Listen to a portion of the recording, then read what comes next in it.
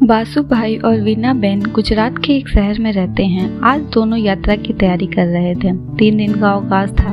पेशे से चिकित्सक हैं, लंबा अवकाश ले नहीं सकते, परंतु जब भी 2-3 दिन का अवकाश मिलता छोटी यात्रा पर कहीं चले जाते हैं। आज उनका इंदौर उज्जैन जाने का विचार था।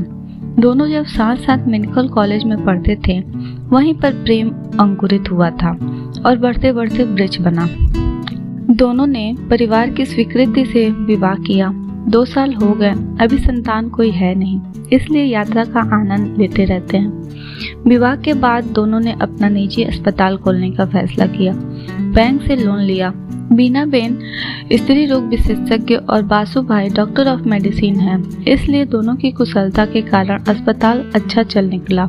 यात्रा पर रवाना हुए। आकाश में बादल उमड़ रहे थे। मध्य प्रदेश की सीमा लगभग 200 किलोमीटर दूर थी। बारिश होने लगी थी। मध्य प्रदेश सीमा से 40 किलोमीटर पहले छोटा शहर पार करने में समय लगा। कीचड़ और भारी यातायात में बड़ी कठिनाइयों से दोनों ने रास्ता पार किया। भोजन तो मध्य प्रदेश में जाकर करने का विचार था, परंतु चाय का समय हो गया था। उस छोटे शहर से 4-5 किलोमीटर आगे निकले। सड़क के किनारे एक छोटा सा मकान दिखाई दिया। उसके आगे वेफर्स के पैकेट लटक रहे थे। उन्होंने विचार किया कि यह कोई होटल है।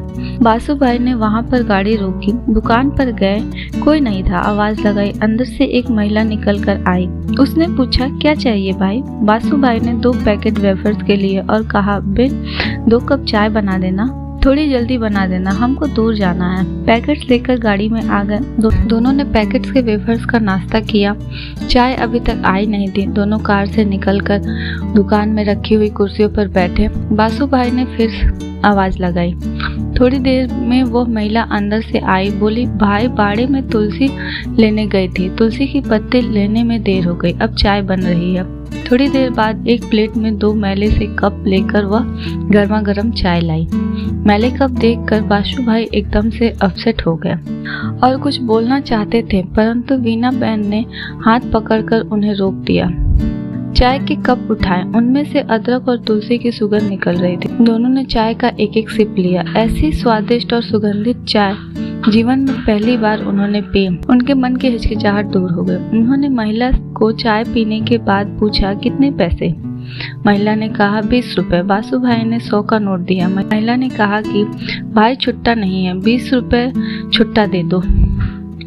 बासु भाई ने 20 रुपए का नोट दिया। महिला ने 100 का नोट वापस किया। बासु भाई ने कहा, हमने तो वेफर्स के पैकेट भी लिए हैं।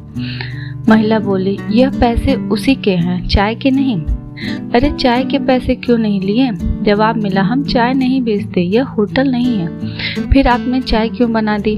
अतिथि आए, आपने चाय मांगी, हमारे पास दूध भी नहीं था। यह बच्चे के लिए दूध रखा था, परंतु आपको मना कैसे करते, इसलिए उसके दूध की चाय बना दी। अब बच्चे को क्या पिलाओगे? एक दिन दूध नहीं पिएगा तो मर नहीं जाएगा। इसके पापा बीमार हैं, वो शहर जाकर दूध ले आते, पर उनको कल से बुखार है। आज अगर ठीक हो गए तो कल सुबह जाकर दूध लाएंगे। बासु भाई उसकी बात सुनकर सन्न रह गया। इस महिला ने होटल ना होते हुए भी अपने बच्चे के दूध से चाय बना दी, और वह भी केवल इसलिए कि मैंने कहा था, अतिथि रूप में आकर। संस्कार और सभ्यता में महिला मुझसे बहुत आगे है। उन्होंने कहा कि हम दोनों डॉक्टर हैं, आपके पति कहाँ हैं? महिला उनको भीतर ले गई। अंदर गरीबी पसरी हुई थी। एक खटिया पर सज्जन सोए हुए थे, बहुत दुबले पतले थे। बासु भाई ने जाकर उनके माथे पर हाथ रखा। माथा और हाथ गर्म हो रहे थे, वह कांप भी रहे थे। बासु भाई वापस गाड़ी में गए। दवाई का अपना बैग लेकर आए। उनको 2-3 टैबलेट निकाल कर खिलाई और कहा, इन गोलियों से इनका रोग ठीक नहीं होगा। मैं पीछे शहर में जाकर इंजेक्शन और दवाई की बोतल ले आता हूँ। वीना बेन को उन्होंने मरीज के पास बैठने के लिए कहा। गाड़ी लेकर गए। आधे घंटे में शहर से बोतल, इंजेक्शन लेकर आए और साथ में दूध की थैलियाँ भी लेकर आए। मरीज को इंजेक्शन लगाया, बोतल चढ़ाई, और जब तक बोतल लगी दोनों वहीं बैठे रहे। एक बार और तुलसी अदरक की चाय बनी। दोनों ने चाय पी और उसकी तारीफ की। जब मरीज 2 घंटे में थोड़े ठीक हुआ, तब वह दोनों वहां से आगे बढ़े। 3 दिन इंदौर उज्जैन में रहकर जब लौटे तो उनके बच्चे के लिए बहुत सारे खिलौने, दूध की थैलियां लेकर आए। वापस उस दुकान के सामने रुके, महिला को आवाज लगाई तो दोनों बाहर निकले और उनको देखकर बहुत खुश हुए। उन्होंने कहा कि आपकी दवाई से दूसरे दिन ही ठीक हो गया। बासुभाई ने बच्चे को खिलौने दिए, दूध के पैकेट दिए, फिर से चाय बनी, बातचीत हुई, अपनापन स्थापित हुआ। बासुभाई ने अपना एड्रेस कार्ड देकर कहा जब कभी भी उधर आना हो तो जरूर मिलना, और दोनों वहां से अपने शहर की ओर लौट गए। शहर पहुंचकर बासुभाई ने उस महिला की बात याद रखी, फिर एक फैसला लिया। अपने अस्पताल के रिसेप्शन पर बैठे हुए व्यक्ति से कहा कि अब आगे से जो भी मरीज आए केवल उनका नाम लिखना, फीस नहीं लेना, फीस मैं खुद लूंगा। अब जब मरीज आते तो अगर वह गरीब मरीज होते तो उन्होंने उनसे फीस लेना बंद कर दिया।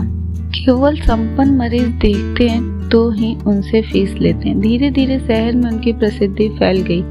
दूसरे डॉक्टरों ने सुना तो उन्हें लगा कि इससे तो हमारी प्रैक्टिस भी कम हो जाएगी और लोग हमारी निंदा करेंगे। उन्होंने एसोसिएशन के अध्यक्ष से कहा। एसोसिएशन के अध्यक्ष डॉक्टर बासुभाई से मिलने के आए।